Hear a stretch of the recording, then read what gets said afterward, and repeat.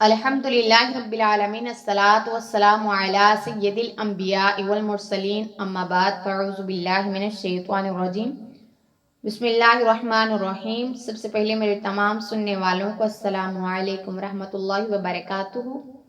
میری آج کی گفتگو کا موضوع ہے حضرت مریم کے فضائل۔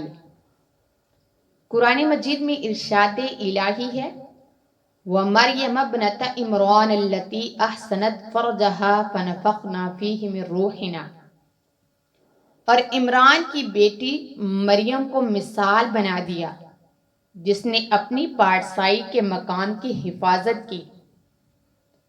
حضرت عمران رضی اللہ تعالی عنہ کی بیٹی حضرت مریم کو مثال بنا دیا جنہوں نے اپنی پارسائی کی حفاظت کی اور کسی مرد نے آپ کو نہ چھوا، اور اللہ تعالیٰ نے حضرت جبریل کے ذریعے اس میں اپنی طرف کی روح پھونکی، اور اس نے اپنے رب کی باتوں اور اس کی کتابوں کی تصدیق کی اور وہ فرما بردار میں سے تھی۔ یہاں اللہ رب العزت کی باتوں سے وہ شرعی احکام مراد ہیں جو اللہ تعالیٰ نے اپنے بندوں کے لیے مقرر فرمائے، اور کتابوں سے وہ کتابیں مراد ہیں جو انبیاء اکرام علیہ الصلوۃ والسلام پر نازل ہوئی تھی۔